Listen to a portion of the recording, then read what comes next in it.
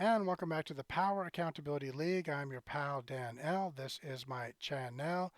And let's all pray this Christmas season that Zack Snyder figures out how to correctly portray Kal-El. Today's video is entitled Compassionate Conservatism Part 3. Yes, we're already up to Part 3. I don't know if we'll go higher. Probably will. And we're still on the Rush Limbaugh transcript from December 10th, 2020, Rush Limbaugh radio show. I'm reading verbatim directly from the transcript, and I'm commenting on Rush's observations. And in the previous video, Rush was talking about how the Republicans lost their way. The Republicans don't understand the left has got captured the entire globe, the political left, the tyrannical pro-slavery left, the tyrannical anti-science left has gotten control of the entire planet. And the Republicans are in denial. They have willingly walked into the slavery camps, the leftist slavery camps. They have convinced themselves that slavery is liberty, which is exactly what the left wants you to think. But I'm going to read directly again. I'm picking up from the previous video, and here we go. Give me a second here.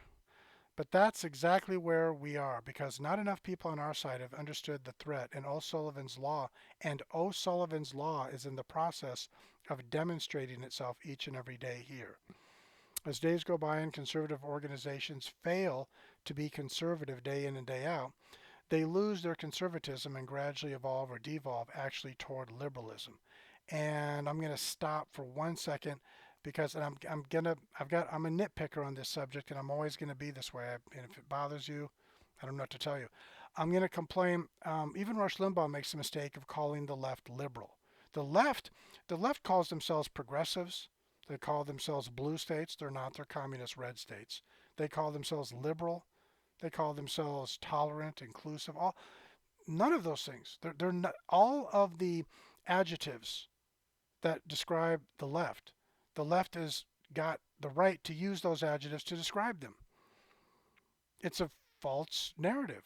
The left has gotten the right to carry water for the left by using the language the left puts forward.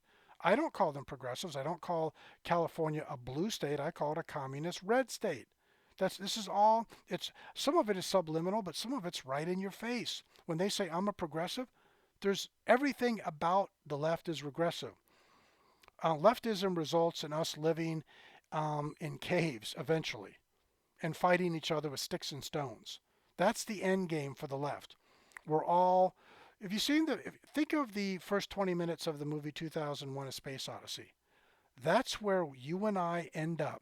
In that first 20-minute sequence of 2001: A Space Odyssey, that's where you and I end up, with the left having control of our future. But I know it's nitpicky, but it's something that bothers me. We're back to Rush. By the way, a great illustration of the application of O'Sullivan's Law is the fact that how in the hell did we lose Christmas in our country? How did that happen? It's because not enough people stood up for conservatism and conservative values. Now, I know you're saying, wait a minute, Rush. Christmas isn't conservative. It ended up being. Who was it that tried to throw Christmas out of our culture? The left, the Democrats. Who was it who tried to save it? It was us. It was conservatives. Conservatives are trying to save virtually every institution and tradition that have defined this country's greatness. The left is who was trying to abolish all of them. So that's how they become ideological. So O'Sullivan's Law: if you do not actively support, enforce, implement whatever conservatism on a daily basis, you will eventually lose your organization to liberalism. It's the natural flow. You can see it with your kids. You can see it happen. You raised them as conservatives, right? How many of you have raised your kids as rock-lib conservatives, and you're very proud the way they turned out? The day comes they have to go away to an institution of higher learning, and within 6 months, they come home and all of what you taught them is out the window, and they think you're a fool. It's taken 6 months. They've gone to a university where conservatism is mocked, laughed at, made fun of. It certainly isn't reinforced. It's not taught. Your lifetime, your 16, 18 years of raising them, out the window. That's how rapidly it vanishes. That's how you lose Christmas. That's how you lose Thanksgiving. Now, look what's happening. Now we've got COVID-19, and these left wing communist governors and mayors are succeeding in telling people they can't celebrate Thanksgiving. Otherwise, they might spread the virus. Can't celebrate Christmas, can't travel. You can't have more than one household, maybe two at home at the same time during the holidays. Who the hell says? It's right in front of us what we're attempting to do. Now, there's utter defiance of this too. There are people, have you noticed, that are telling people to go to, and he goes, telling people to go to heck. They're not putting up with this at all. There are sheriffs out in California refusing to enforce these ridiculous requirements. That's why we're running the very special program we've got, rushlimbaugh.com, at the Rush Limbaugh store, honoring America's police and law enforcement. They're under the gun, but they are refusing to enforce some of these anti-American orders. To tell people they can't go to church on Christmas, to tell people that assembling in a house of worship is the greatest way to spread death? How utterly offensive. So let's stop here for a second, and we're going to flash back to December 10th, 2020, which is almost a year prior to this day. And Rush Limbaugh has already recognized that this, what is labeled a pandemic, is actually a plandemic. That's what it actually is. And he's figured it out. And he's correct. The COVID-19 thing, whether it was planned or it was accidental, it doesn't matter. Because once COVID-19 became a reality, the left jumped on the band. Remember Rahm Emanuel, who was the best friend of Barack Obama?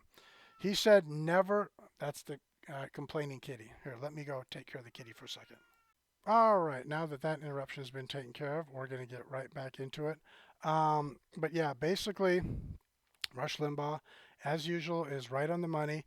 The so-called COVID-19 pandemic has now been turned into a scamdemic, a plandemic, whatever you want to call it. It is a power grab. The left has figured out that whenever something bad happens, jump on it and use it to your advantage. Never let a crisis go to waste. These are the exact, that's word for word what Rahm Emanuel said, because that is the mantra of the left. That's how they get power. They convince you that the sky, remember the story of the boy who cried wolf or Chicken Little, the sky is falling? Well, that's what they do every day.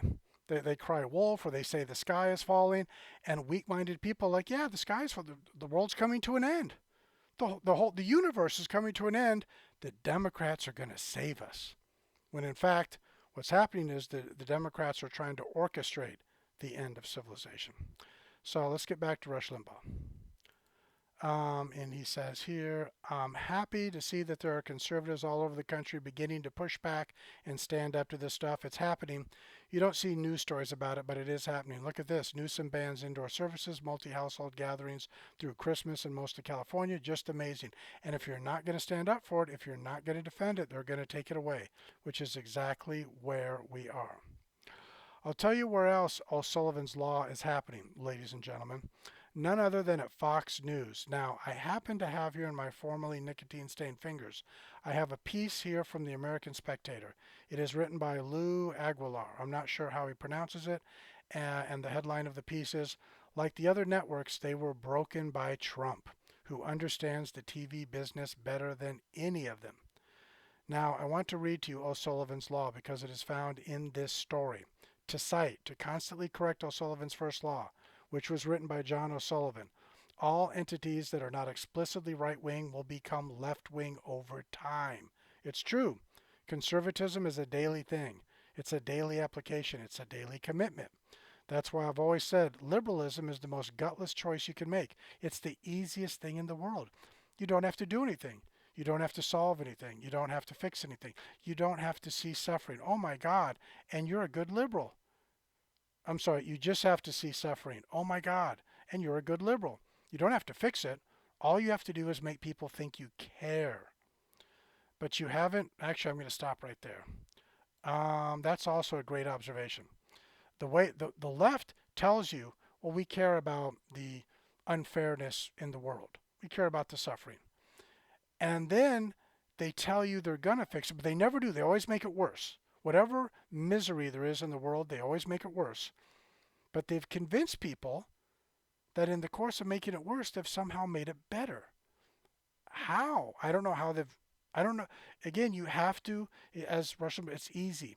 It's easy to be on the left. You just have to believe in fantasies, in unreality, in non-reality, anti-reality, anything but objective reality. You just have to believe in whatever wishes are in your brain, whatever hopes, whatever fantasies you have. Just tell yourself they're real. They're not fantasies. Anyway, so let's get back to the Rush Limbaugh observation here.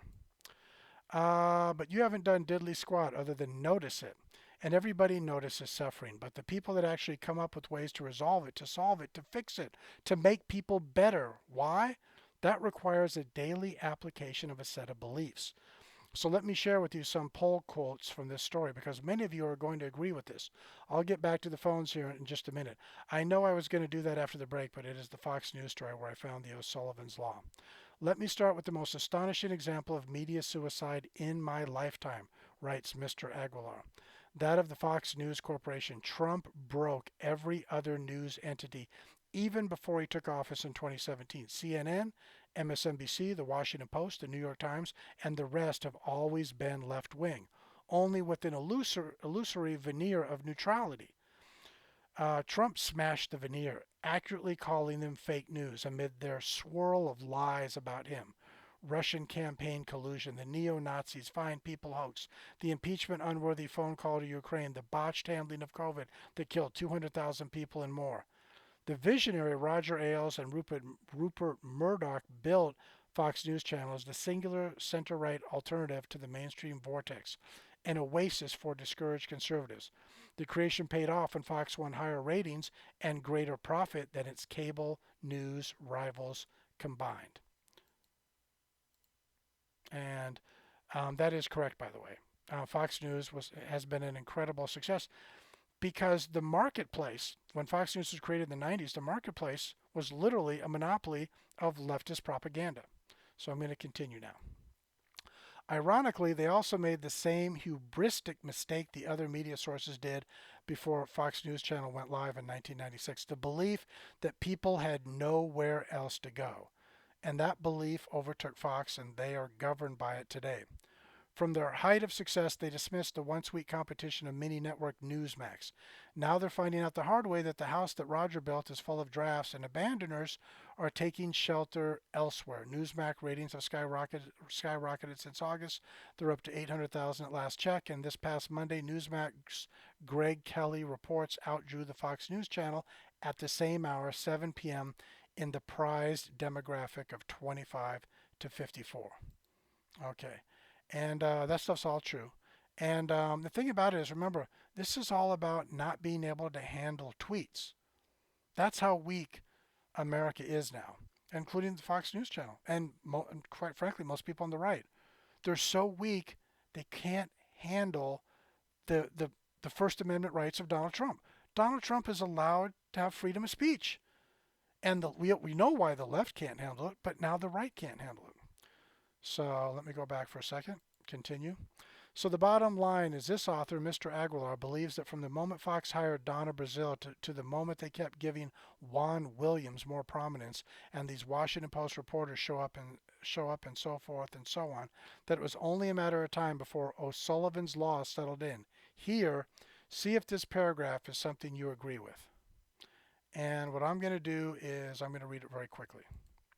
Like a million loyal former viewers, I disgustedly watch Fox install disgraced Democrat hack Donna Brazile as their new liberal commentator to back up the insufferable Juan Williams. Watch them boost the China virus doomsday panic. Watch fake objective anchor Chris Wallace transform into a rabid Trump sniping chipmunk. This is Lou Aguilar reading this to you. See how many of you agree with this. Okay. So we're going to stop there for now. This is part 3 of Compassionate Conservatism. And I want you to come back for part 4. Thank you for stopping by. See you in a little bit. Bye-bye.